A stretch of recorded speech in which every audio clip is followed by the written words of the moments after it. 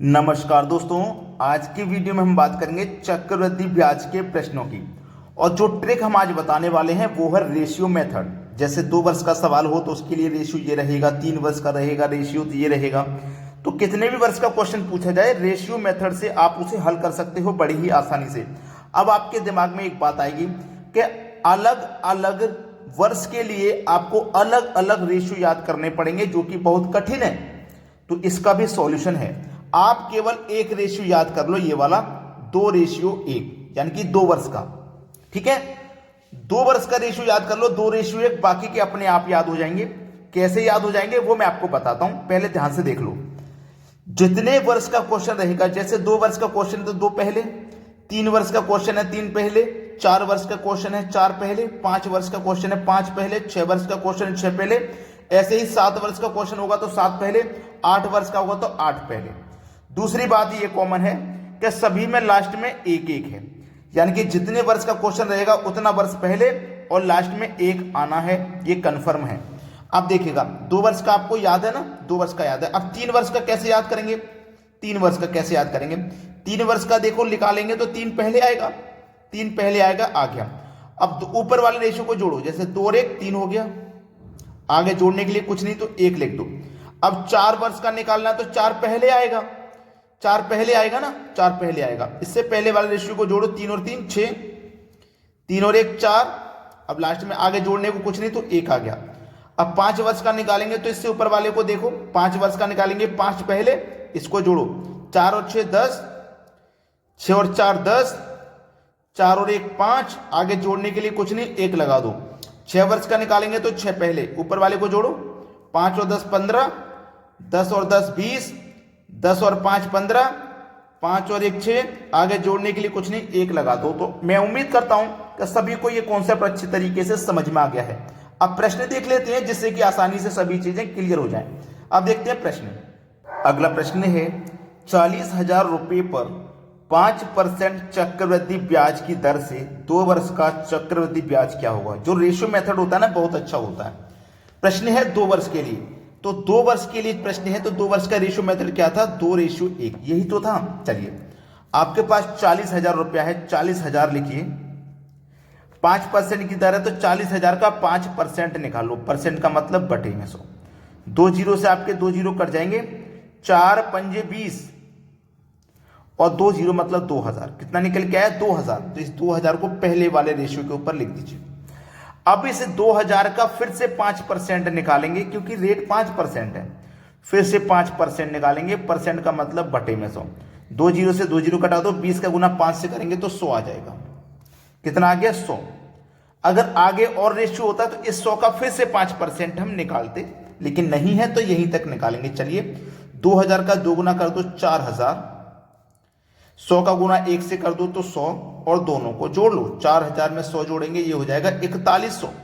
4100 जो कि B option में दिया गया है, ये हो जाएगा आपके सवाल का बिल्कुल सही जवाब। ठीक है, चलिए अब देखते हैं अगला प्रश्न। अगला प्रश्न है 12,000 रुपये का 6% की दर से 3 वर्ष का चक्रवृद्धि ब्याज क्या होगा? यह प्रश्न 3 वर्ष के लिए है, और मैं ये मान लेता हूं कि आपको 3 वर्ष का जो रेशियो मेथड है याद नहीं है, ये मैंने मान लिया। तो 2 वर्ष का तो आपको याद है ना, 2:1। जब 3 वर्ष का निकालेंगे तो हमें 3 पहले लेना है, अब ऊपर वाले को जोड़ना, 2 और 1 3। अब आगे जोड़ने के लिए कुछ नहीं है तो 1 लिखना है। समझ में आया ना? चलिए, हमारे पास 12,000 रुपये की राशि है।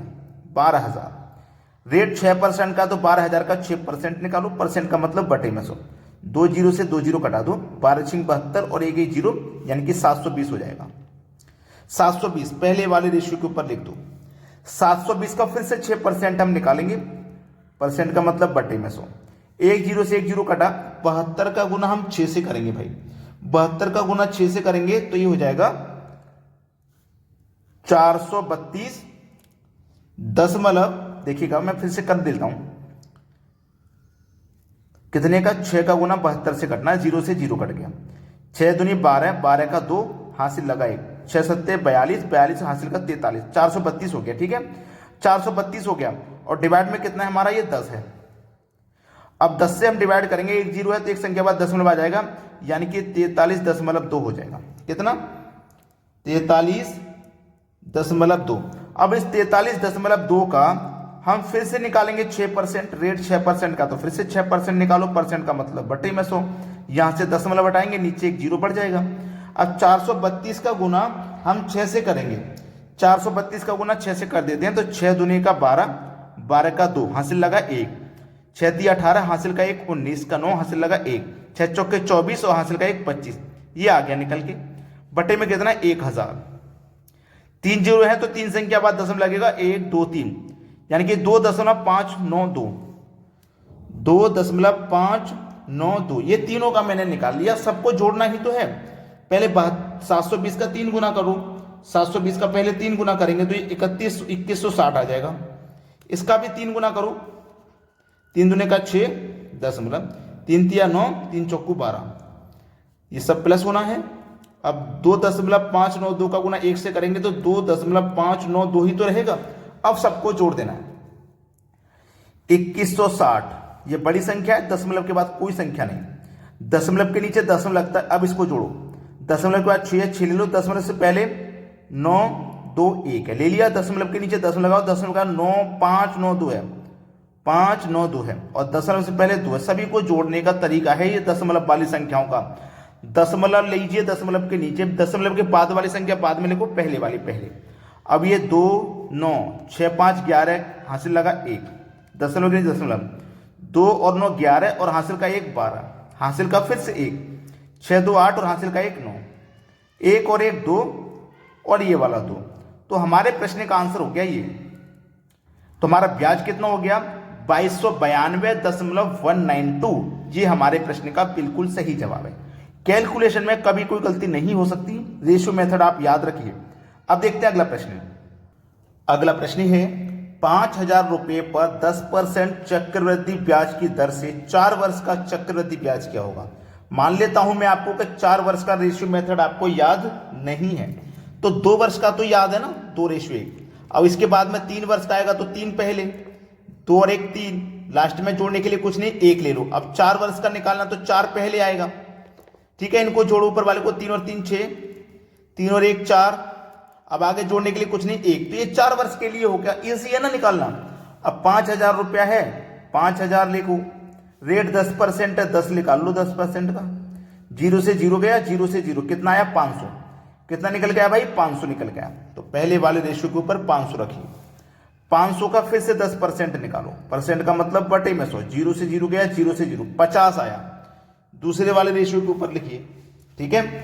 अब 50 का फिर से निकालिए 10%, परसेंट का मतलब बटे में 100, 2 0 से 2 0 कटो, 5 से कम 5 आया, 5 का फिर से 10% निकालो, परसेंट का मतलब बटे में 100, 5 धाम में 50 बटे में 100 है, 2 0 है तो 2 संख्या बाद दशमलव लगेगा यहाँ पे, यानी कि 0.5 यहां लिख लो। जब तक निकालते हैं जब तक सभी रेशियो के ऊपर वैल्यू ना आ जाए। 500 का गुना 4 से कर दो मतलब 2000, 50 का गुना 6 से कर दो मतलब 300, 5 चौको 20, 0.5 का गुना 1 से करेंगे 0.5, सभी को जोड़ दो, 2000 में जोड़ोगे 300 तो 2300, 2320.5, 2320.5। बहुत आसान सा सवाल जो आपने कर दिया और आपकी समझ में भी आ गया। अब देखते हैं अगला प्रश्न। अगला प्रश्न है 10,000 रुपये पर 10% चक्रवृद्धि ब्याज की दर से 5 वर्ष का चक्रवृद्धि ब्याज क्या होगा। मैंने आपको पूरा सॉल्यूशन अच्छे से समझाया है, तो आपको ये प्रश्न करने में कोई भी समस्या नहीं आनी चाहिए, ठीक है।